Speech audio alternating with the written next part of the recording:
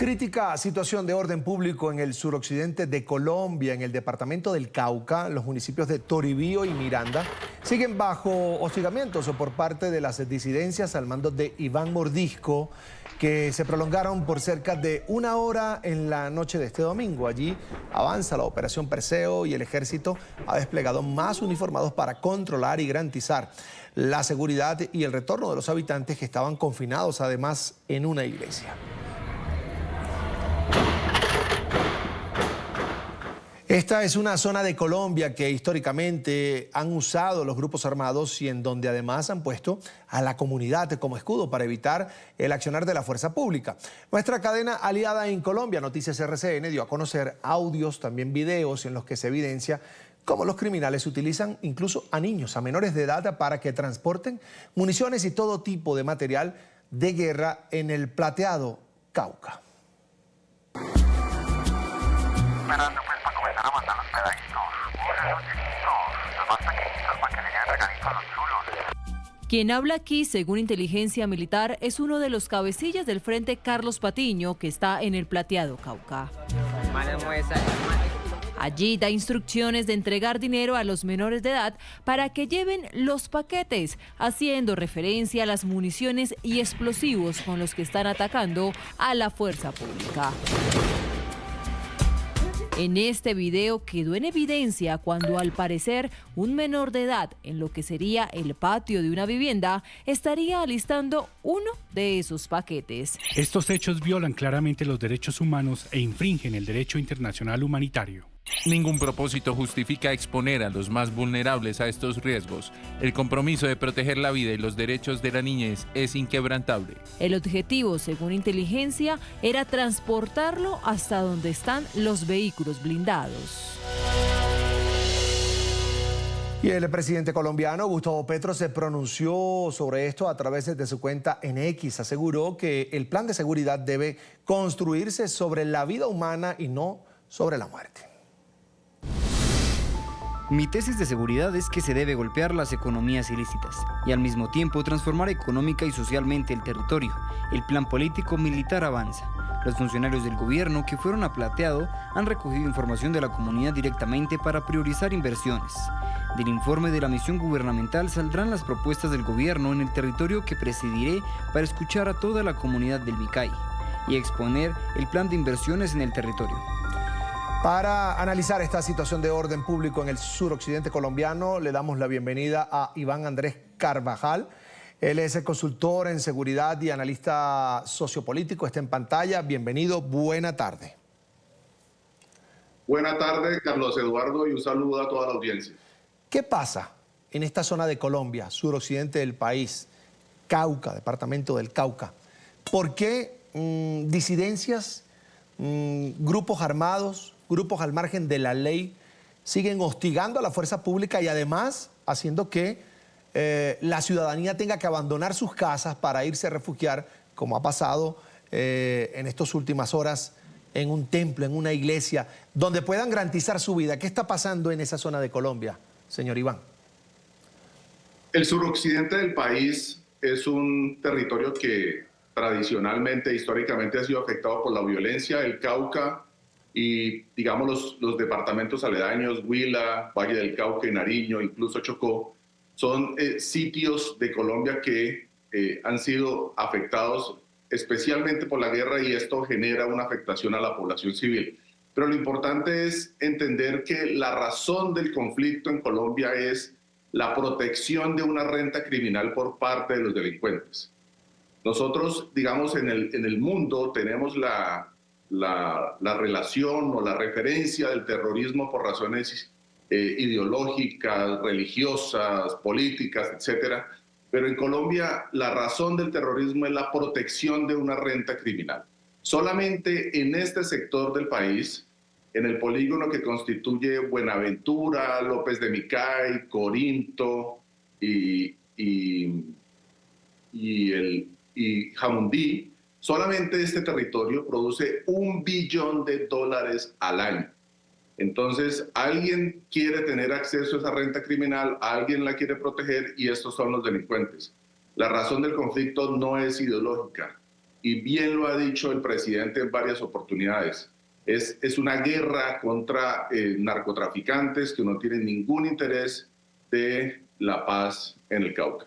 Ahora, ¿qué tiene que decir Iván Andrés Carvajal sobre lo que ha dicho el presidente sobre esto que está pasando? Dice, el plan de seguridad debe construirse sobre la vida humana y no sobre la muerte. Esta gente lo que anda es sembrando muerte, terror y mucho miedo en la población.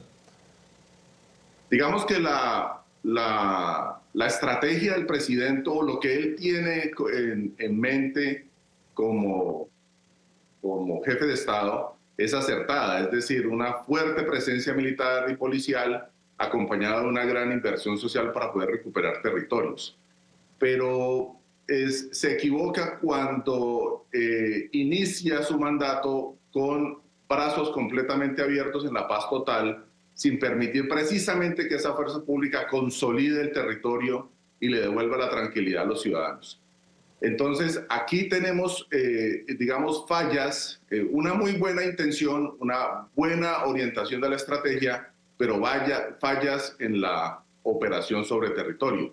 Entonces, la paz total le permitió al gobierno colombiano abrir varios frentes de diálogo con varias estructuras criminales y le dio, digamos, la posibilidad a través de los cese al fuego, que ya pues en el Cauca no existe, pero a través de los cese al fuego le permitió que esas estructuras criminales se fortalecieran aún más y por otro lado las fuerzas militares y de policía empezaran a mermar esa capacidad o esa posibilidad de consolidar el territorio.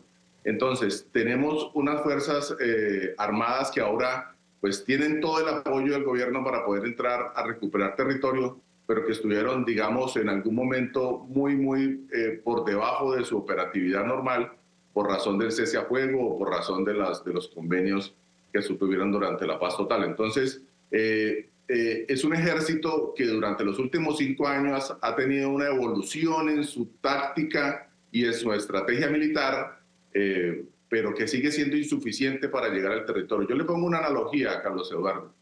El plan Marshall en Europa después de la Segunda Guerra entró a reconstruir los territorios afectados, pero cuando la amenaza terminó, o sea, cuando se acabó la amenaza nazi.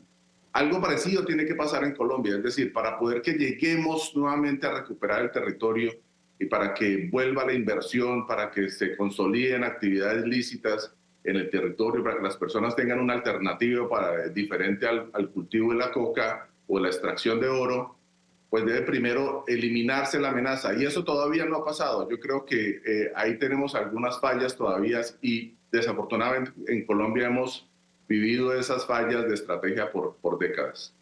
En ese afán, y uno lo puede entender, del gobierno por proteger la vida de inocentes que están allí en medio de, digamos, la fuerza pública o entre la fuerza pública y los criminales, de alguna manera el presidente Gustavo Petro apela a aquello que no funciona en México. Se llamó y se va a seguir llamando abrazos no balazos, porque la nueva presidenta mexicana ha dicho que no volverá a la guerra contra el narco y que seguirán pues la estrategia del gobierno anterior, el gobierno de Andrés Manuel López Obrador. El problema es que mientras se busca esa manera de dialogar y de conversar con criminales armados, se siguen fortaleciendo, y usted lo decía muy bien, el problema ahí no es ideológico, es de un negocio que se llama narcotráfico. Exacto. El presidente de la República de Colombia tiene la potestad legal y constitucional de buscar la paz. Esa es una de sus funciones como jefe de Estado. Y el presidente hace bien en abrir los diálogos, tantos diálogos sean posibles para poder llegar a ese propósito. Pero no puede de alguna manera maniatar a las fuerzas militares y de policía con el afán de lograr los abrazos y evitar el balazo. Es que aquí es donde yo creo que hay una gran equivocación en la estrategia del gobierno progresista del doctor Gustavo Petro. Tenemos la intención de llegar a la gente, tenemos la intención de la inversión social para recuperar los territorios, pero no tenemos la capacidad de la fuerza pública para controlar precisamente esos territorios afectados. Y yo en algunas ocasiones hago esta analogía, es que las fuerzas militares es como un horno de una gran fundidora siderúrgica. Para poder que un horno de una siderúrgica esté funcionando se necesitan 10, 15 días para que prenda, y si yo lo apago por alguna razón, dura otros 10 días apagándose y para volverlo a aprender voy a requerir varios días para volverlo a aprender. Eso pasa con las fuerzas militares. Si usted le corta la acción a las fuerzas militares y luego quiere otra vez entrar a la ofensiva, pues en las especialidades tan sensibles como la inteligencia militar y la inteligencia policial, pues va a ser muy difícil volver a recuperar ese estatus que alguna vez tuvo. Colombia fue en su momento el mejor ejército del mundo en operaciones, especialmente en operaciones de guerra irregular o contrainsurgente, y ahora no es ni la sombra de lo que fue en el pasado. Entonces, yo le exhorto eso a las fuerzas militares de que sigan en el fortalecimiento de sus capacidades y que logren, digamos, controlar el territorio. El ejército viene haciéndolo muy bien. Durante los últimos 5 años ha tenido una reestructuración y una reorganización de sus tropas en el departamento del Cauca. La tercera división pasó a dirigirse desde Popayán, que es la capital del Cauca.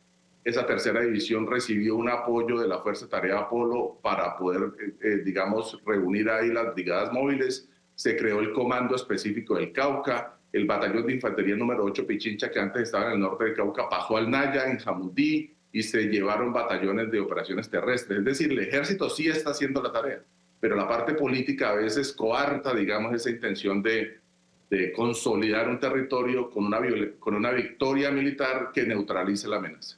¿Y quién, uno se pregunta, va a invertir un peso en un territorio por donde pasan vehículos blindados en el centro de la población? Nadie va a invertir un capital así, señor Carvajal. En parte es lo que pretende la Misión Cauca. La Misión Cauca es una estrategia, una iniciativa del gobierno nacional de llevar de la mano de la cooperación internacional y de la mano de algunas entidades privadas que quieren invertir en reactivación económica en ese territorio, llevar la posibilidad de que algunos habitantes cambien actividades ilícitas como la extracción ilegal de oro y de coltán y la siembra de marihuana creepy y la siembra de coca por actividades lícitas, ya sean agropecuarias o agroindustriales.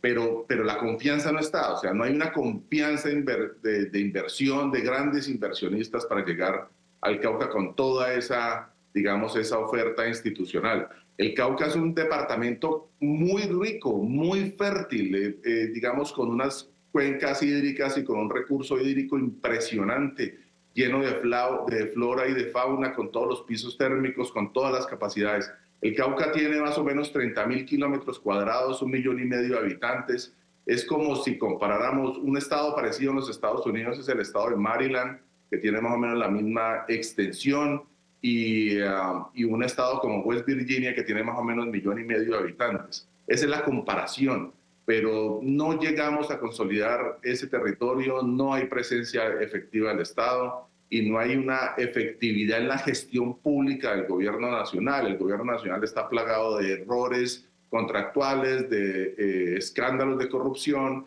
que no permite, digamos, consolidar esa misión Cauca con actividades completamente efectivas para la gente. Bien, por ahora lo vamos a dejar hasta acá. En pantalla, Iván Andrés Carvajal. Él es consultor en seguridad y analista sociopolítico. Le agradezco mucho, señor Carvajal, compartir estos minutos con nosotros. Será hasta la próxima. Muchas gracias, Carlos Eduardo. Hasta pronto. Feliz.